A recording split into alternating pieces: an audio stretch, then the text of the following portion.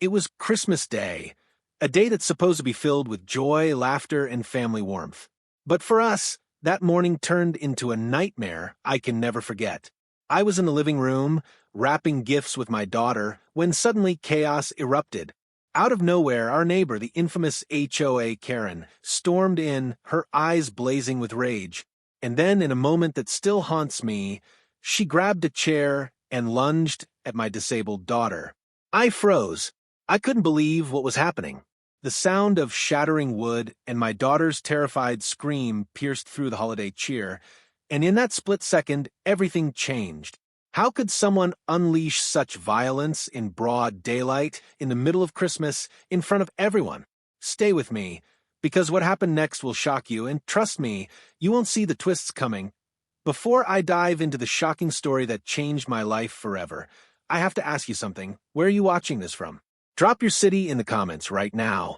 I want to see if someone from your town has ever experienced something as unbelievable as what happened to us. And while you're at it, make sure to hit that subscribe button so you don't miss any of the twists and turns in this story. Trust me, you'll want to see every single moment unfold.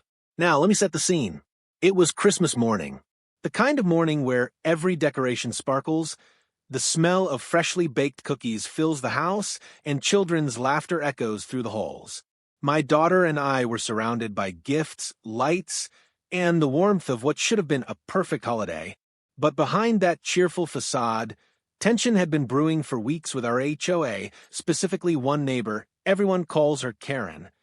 You know the type, controlling, aggressive, and obsessed with rules. But I never imagined she could cross the line into something this dangerous. Everything changed in the blink of an eye. One moment, we were enjoying a peaceful morning. The next, a chair was flying through the air. My heart stopped. My mind couldn't process what was happening. The room, once full of joy, instantly became a nightmare. And as the chaos unfolded, I realized this wasn't just about anger or rules. It was personal. What happened next will leave you stunned, and I promise the twists keep coming. Let's start from the beginning so you understand just how far she went, and why this Christmas will haunt us forever. Christmas morning had always been my daughter's favorite day of the year. Even though she faced physical challenges due to her disability, nothing could dim her excitement when it came to decorating, opening presents, or sipping hot cocoa while watching holiday movies. This year, I had gone all out, lights on the windows, a tree that nearly touched the ceiling, and a pile of presents that made the living room feel like Santa himself had exploded inside.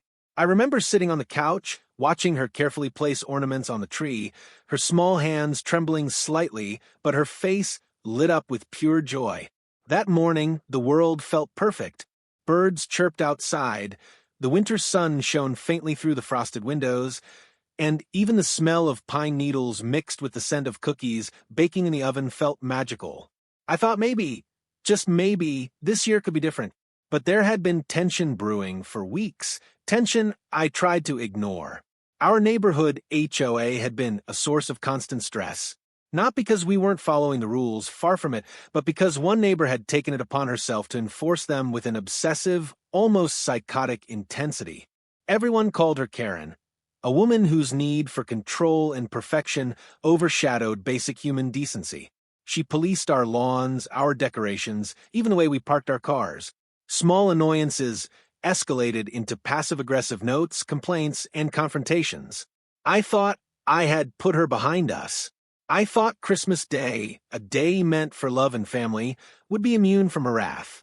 I was wrong. Around 10:30 a.m., I heard a knock on the door. It was the kind of knock that makes you pause, not friendly, not casual, but insistent, aggressive. I assumed it was a delivery, maybe a neighbor with a quick hello. I opened the door, smiling, ready to greet whoever it was. And there she was, Karen, her face twisted in a scowl that could curdle milk. "Can I help you?" I asked, trying to keep my voice calm. "I need to talk to you about your decorations," she said sharply, stepping onto the porch without waiting for an invitation. I tried to close the door gently, but she forced it open. That's when I realized she wasn't here to talk. She was here to intimidate. I tried to reason with her, explaining that all of our decorations were within HOA guidelines. She wasn't listening. Her eyes darted around the living room, landing on my daughter, and for a split second, I felt something deeply unsettling in her gaze. There was no kindness, no understanding, only fury, as if the festive cheer we were enjoying was a personal affront to her. I tried to keep the situation under control, suggesting we could discuss her concerns outside, maybe later in the day. But Karen wasn't interested in compromise. Her face twisted further, her voice rising, and before I could react, she reached for the nearest object, my daughter's chair. My heart froze. I shouted at her to stop, my voice shaking, but in that moment, everything seemed to happen in slow motion. My daughter's wide eyes reflected fear I had never seen before. Time itself seemed to stretch as Karen swung the chair. My mind screamed, "This isn't real. This can't be happening." Neighbors started to peek from their windows. Some called out, shocked by the chaos, but no one immediately intervened. I lunged forward, grabbing my daughter and pulling her to safety. The chair crashed against the floor, splintering with scattering across the room. My daughter was shaking, crying, unable to comprehend why someone would attack her on the one day she should have been happiest. I stood in the middle of the living room, panting, staring at Karen, who finally paused for a second. But that pause wasn't remorse, it was calculation. She wasn't done. That moment changed everything. The Christmas lights seemed to flicker in sympathy, the warmth drained from the room, and the festive morning felt like a memory from another life. I had to act fast, not just to protect my daughter, but to stop this woman from causing even more damage. I realized then that this wasn't just a random outburst. This was the culmination of weeks of obsession, aggression, and control. Karen had been waiting for an opportunity, and somehow she had chosen Christmas morning, a time meant for love, to unleash her rage. I called 911, my hands trembling as I spoke to the dispatcher. I tried to keep my daughter calm, holding her close, whispering reassurances, even as my own heart pounded in fear. The police assured me they were on their way, but every second felt like an eternity. As I looked around, I noticed the remnants of the attack, the broken chair, scattered ornaments, a sense of violation that cut deeper than any physical injury could. This was more than just an assault. This was an invasion of our safe space, our sanctuary, our home. And as the sirens approached, I knew one thing for certain: nothing would ever be the same again. Christmas Day, a day I had looked forward to all year, had become a day of fear, pain, and shock. My daughter's innocence had been stolen in an instant, and I had to fight, not just for justice, but to reclaim our lives. Little did I know, this was only the beginning. What Karen did next would make this nightmare even worse, and leave a mark on our family that would last forever. The police sirens were getting louder, but in those moments, they felt distant, like the world outside had slowed, leaving just my daughter and me in the wreckage of what had once been our peaceful Christmas morning. My hands were still trembling, clutching her small frame as she sobbed into my shoulder. The trauma on her face was gut-wrenching, eyes wide, lips quivering, trying to process a horror that no child should ever witness. I tried to speak to her, to calm her down, but the words caught in my throat. My own fear and anger threatened to swallow me whole. When the officers finally arrived, the scene must have looked chaotic: ornaments shattered on the floor, splintered wood from the chair, and my daughter clinging to me, terrified. They rushed in, asking questions, assessing the situation, while I struggled to explain in a voice that kept breaking under the weight of shock. She attacked my daughter with a chair on Christmas morning. I stammered. Karen was still outside, her face twisted, but the moment she saw the flashing lights, her demeanor shifted. She tried to play innocent, acting like she had merely come over to discuss decorations, but the officers weren't buying it. Statements were taken, evidence documented, photos snapped of the damage, and my daughter's terrified eyes were recorded as part of the testimony. It was surreal, like stepping into some crime drama, but this was real life, and we were living it. Once the immediate chaos subsided, I thought we could start picking up the pieces. But the nightmare was far from over. News of the incident spread quickly through the neighborhood, whispered conversations behind curtained windows and anxious knocks at the door. Friends, neighbors, and even strangers reached out, some with sympathy, others with thinly veiled curiosity or judgment. And as the day went on, I realized something horrifying. Karen had no intention of backing down. That evening, while trying to comfort my daughter with a quiet Christmas movie, my phone buzzed with a series of texts that made my blood run cold. They were from Karen, or at least someone using her number, threatening legal action, accusing me of exaggerating the situation, claiming I had provoked her, and even suggesting that my daughter's disability made the whole story less credible. Every message was designed to intimidate, to make me doubt myself, to isolate us. But instead of fear, it fueled a fire inside me. I would not let her manipulate us or rewrite what had happened. Then came the most shocking twist. The HOA itself, the very organization that was supposed to enforce fairness, called a meeting the next day. Instead of supporting the victims, the initial tone of the meeting seemed suspiciously sympathetic to Karen, as if her status in the community gave her undue influence. My hands shook as I prepared to speak, wondering how a group that claimed to uphold justice could even consider siding with someone capable of attacking a child. At that meeting, tensions were palpable.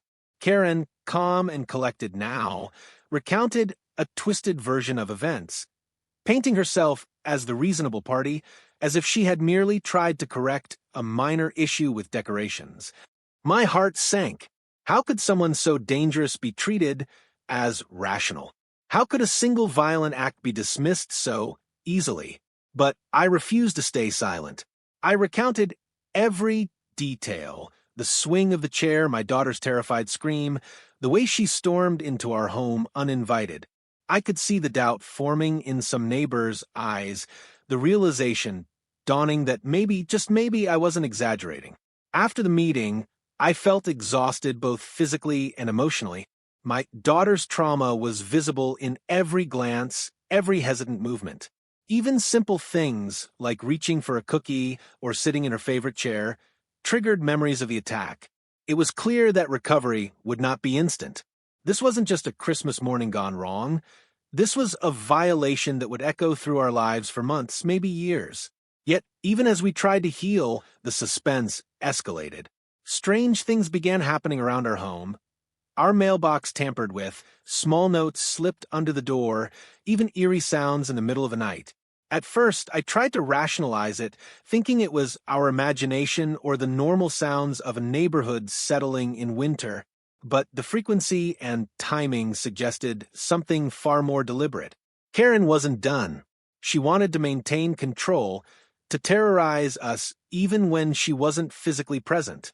And then came the final, most chilling twist of all, a visit from a lawyer claiming to represent Karen.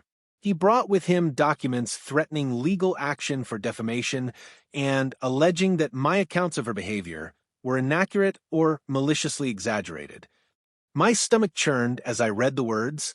This wasn't just a physical attack anymore, it was psychological warfare. She had moved from aggression to manipulation, using the law itself as a weapon against us. I sat down, my daughter on my lap, both of us trying to comprehend the enormity of what we were facing. Christmas had begun as a day of joy and hope, but in less than an hour, it had transformed into a nightmare filled with fear, violence, and deceit. Karen had crossed every imaginable line, and yet the story wasn't over. I realized that to protect my daughter, to reclaim our lives, I would have to fight back, not just emotionally, but legally, strategically, and with every ounce of courage I could summon. That night, as we huddled together in the dim glow of our Christmas tree, I made a promise. No matter what came next, I would not allow fear to dominate our lives. Karen may have attacked physically, threatened psychologically, and tried to manipulate legally, but she would never break our spirit. And as I watched my daughter drift off to a fitful sleep, I knew the real battle had only just begun. Little did I know, the next chapter of this nightmare would involve secrets I had never anticipated, alliances I hadn't expected, and a revelation that would change everything I thought I knew about my seemingly quiet neighborhood. The twists were only starting, and the suspense was about to reach a level I couldn't have imagined. The days following the Christmas attack were some of the hardest I've ever faced.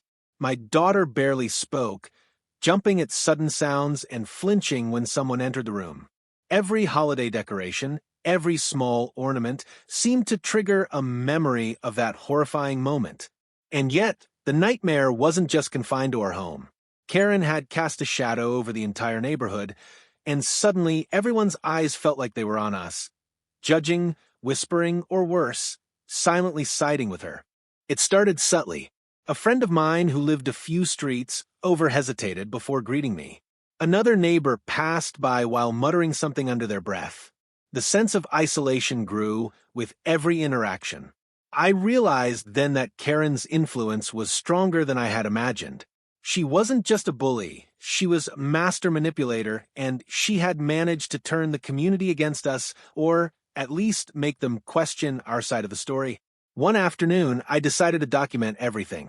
I went through my phone, reading every threatening text, every passive-aggressive note, every odd message that had arrived since that morning. I photographed the damage, the splintered chair, even my daughter's frightened expression as she recounted the attack in her small, trembling voice. Each image, each note, was a piece of evidence, a record of her aggression.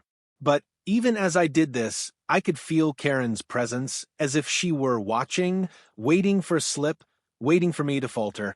The next twist came when I discovered that Karen had been secretly recording some of our interactions. A neighbor, someone I thought I could trust, confessed that Karen had installed cameras near the entrance to monitor us. I was stunned. Not only had she crossed physical and emotional boundaries, but she was now spying on us. My home, my sanctuary, had been infiltrated, and the sense of safety I once felt vanished completely. I knew then that this was no longer just about her attacking my daughter with a chair. This was a calculated, ongoing campaign to control, intimidate, and isolate us. Every move we made, every conversation we had, seemed to be under scrutiny. Even simple trips to the mailbox felt risky. And then came the community meeting that changed everything. The HOA, which should have acted as a neutral authority, called a special session to resolve neighborhood disputes. But it quickly became apparent that the agenda was stacked in Karen's favor. She presented manipulated footage, twisted narratives, and even brought a small group of neighbors to vouch for her, claiming we were exaggerating events. My heart sank as I realized how far she would go to paint herself as the victim. When my turn came to speak, I felt every eye on me. I spoke slowly, deliberately recounting each event, the chair, the threats, the intimidation. I showed the evidence I had collected, photographs and texts that clearly demonstrated the truth. Some neighbors nodded, their eyes wide in shock. Others shifted, uncomfortably, unwilling to confront the reality of what had happened. And through it all, Karen smiled, confident, as if she were untouchable. After the meeting, I received a call that made my blood run cold. It was the local news. Someone had tipped them off about the incident. They wanted an interview. Part of me panicked. I had tried to avoid public attention, fearing it would make Karen more dangerous. But another part of me knew this was an opportunity to show the truth to a wider audience. We agreed, and I braced myself for the exposure, knowing it could either protect us or escalate her obsession. Then the real shock hit. That evening, as we were preparing for bed, I noticed something odd.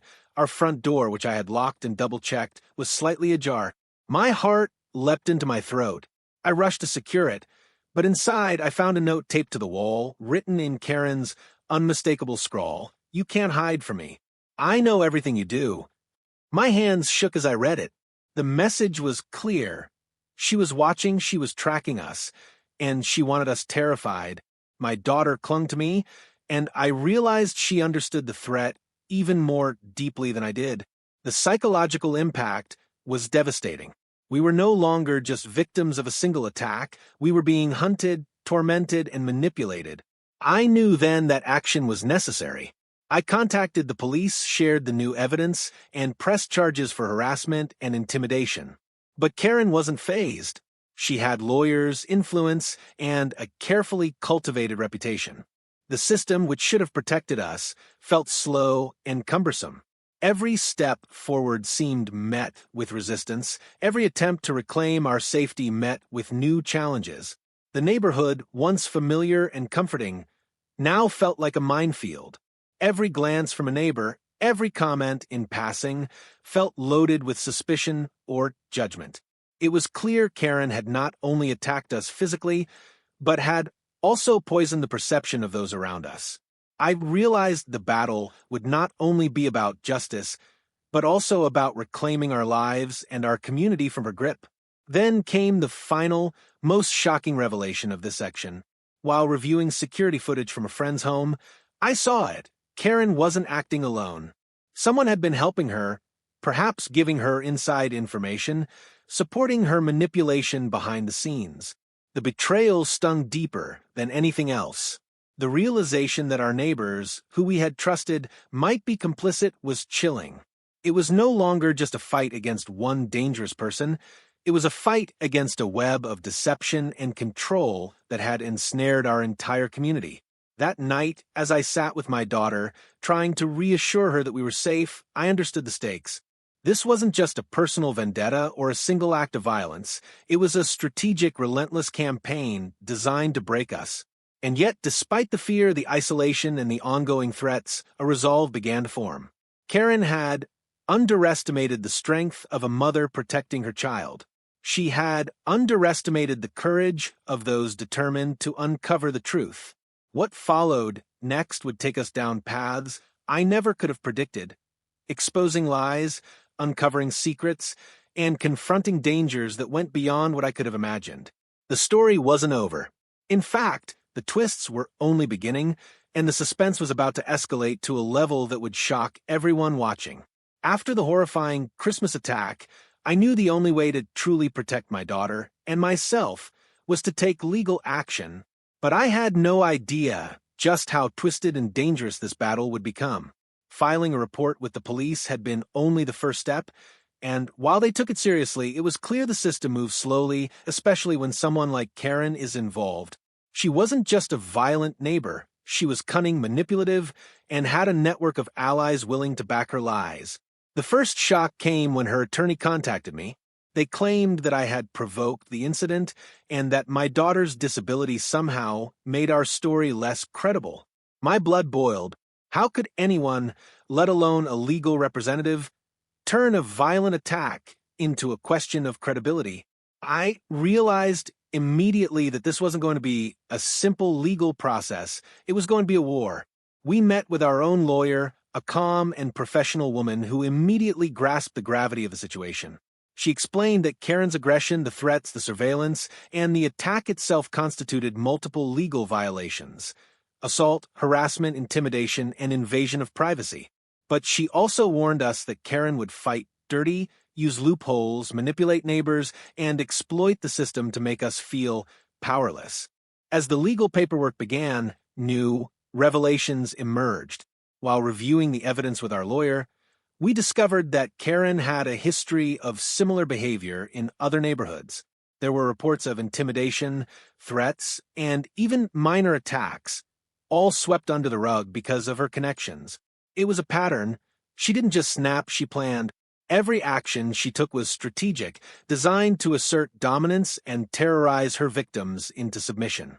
The next community meeting, which we reluctantly attended, turned into a shocking spectacle. Karen presented herself as the wronged party, manipulating neighbors with charm and selective evidence. But this time, I had my own arsenal. I showed clear photos of the broken chair, screenshots of threats, and statements from witnesses who had seen her enter our home uninvited. Some neighbors began to doubt her polished facade, while others, still loyal to her, whispered and cast suspicious glances. The tension in the room was unbearable, like a storm about to explode. Then came the twist that shook us to our core. During a routine visit from the HOA representative, I learned that Karen had been secretly filing complaints against us for months, complaints that were being ignored, or worse, deliberately buried. The realization was horrifying. She had used her influence to manipulate the system against us before the attack even occurred.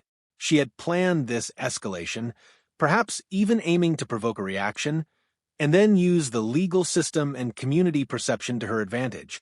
My daughter, meanwhile, was struggling more than ever. The trauma from that day manifested in nightmares, panic attacks, and sudden withdrawal. I knew that the legal battle wasn't just about justice. It was about protecting her mental health, her sense of safety, and her ability to enjoy life again. Every court date, every meeting, every phone call became a delicate balancing act between fighting Karen and shielding my daughter from further harm. And then came the most shocking revelation yet. Our lawyer discovered that Karen had secretly recorded conversations, not just with us, but with other neighbors as well. She had a hidden network of audio and video evidence designed to manipulate situations, twist truths, and discredit anyone who opposed her. The sheer scope of her actions was terrifying. It wasn't just a personal vendetta, it was a full-scale psychological campaign. The court hearings began, and the tension was palpable.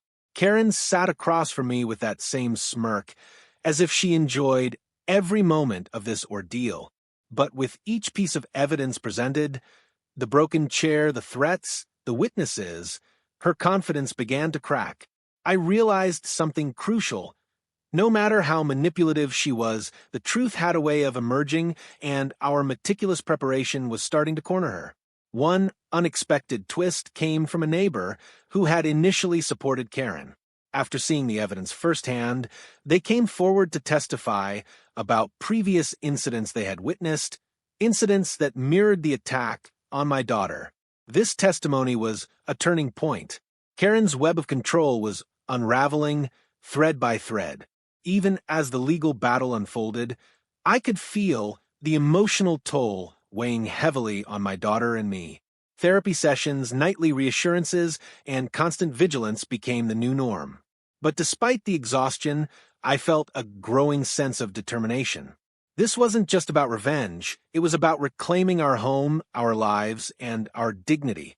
And then the ultimate shock came.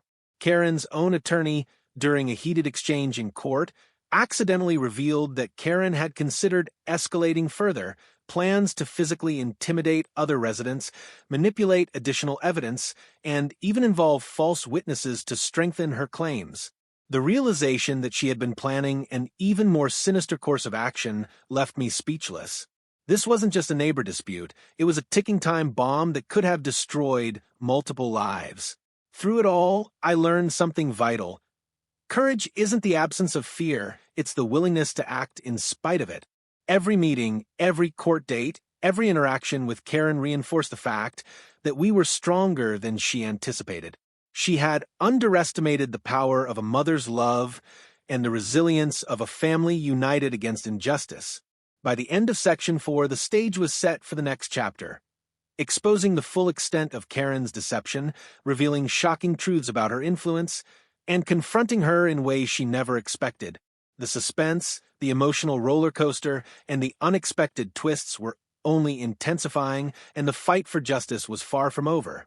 The weeks that followed the legal proceedings were some of the most emotionally draining of my life. Every morning, I woke with a knot in my stomach, knowing that Karen's shadow still loomed over our home, our neighborhood, and even my daughter's fragile sense of safety.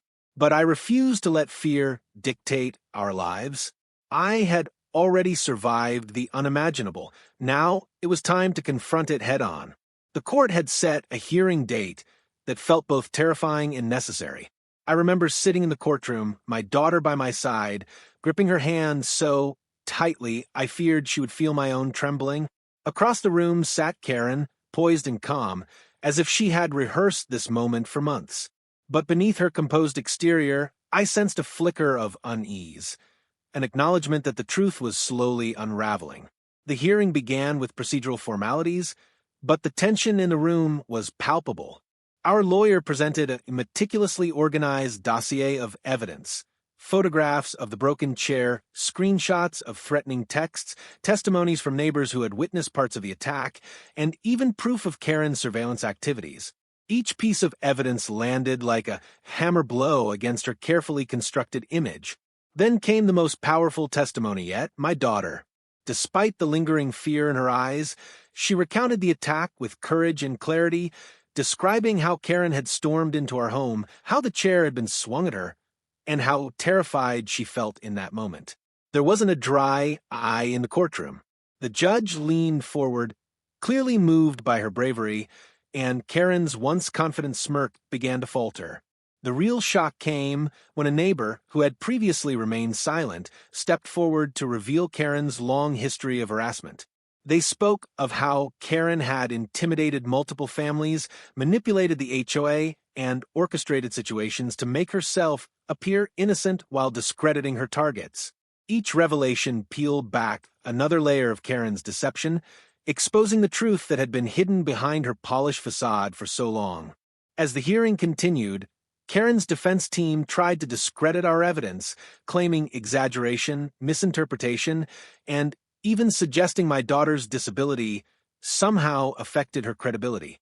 But the judge, having reviewed the substantial evidence, dismissed these arguments with authority. It was a turning point. The law finally was on our side. Then, in a dramatic twist, Karen herself inadvertently revealed her guilt.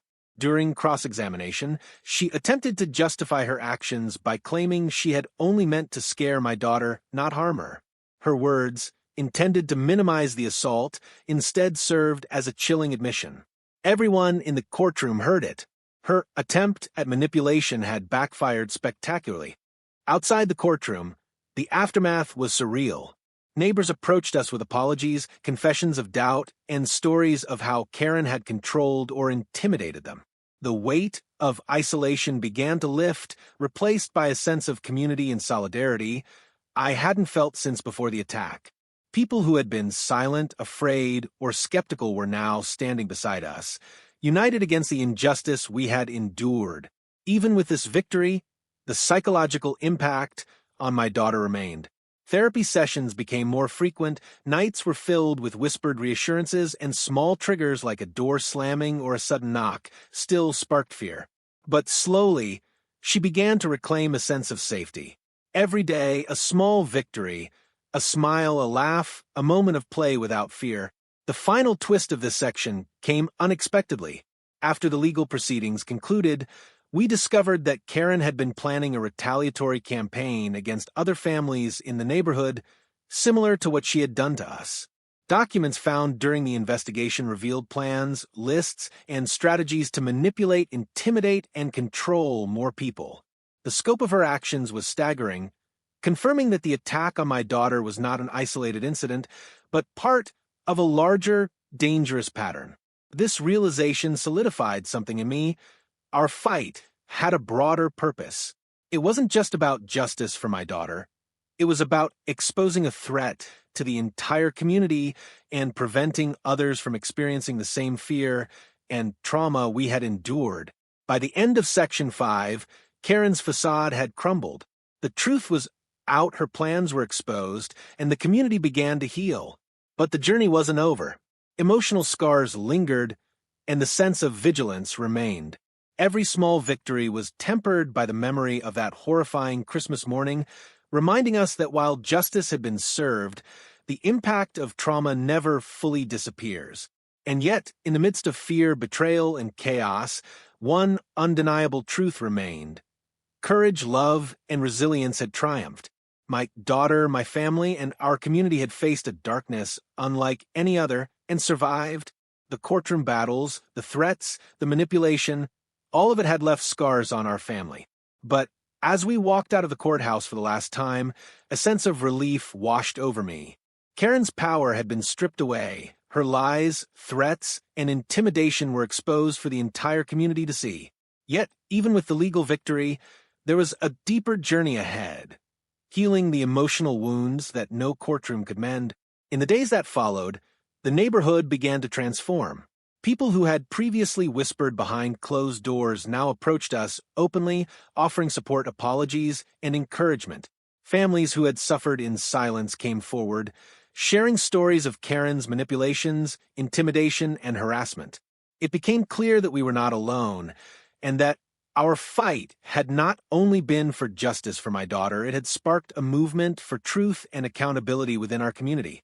My daughter, though still cautious, began to show signs of recovery. Therapy sessions continued, but for the first time in weeks, she smiled while decorating a small tabletop Christmas tree. She laughed at a movie, whispered jokes to me, and even asked if we could plan a small holiday gathering the following year. It was these small victories, the reclaimed moments of joy, that truly signaled our resilience. The trauma would always be a part of us, but it no longer defined us. Then came a revelation that left me both shocked and deeply satisfied. Through further investigation, our lawyer uncovered that Karen had not only been manipulating our neighborhood, but had also been involved in several other communities with similar patterns of harassment and intimidation.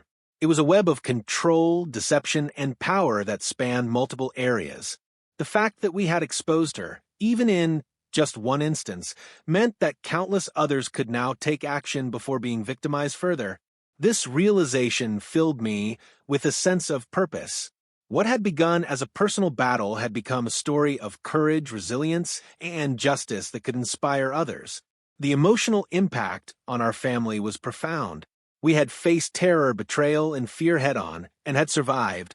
The strength we discovered within ourselves and within each other was nothing short of transformative.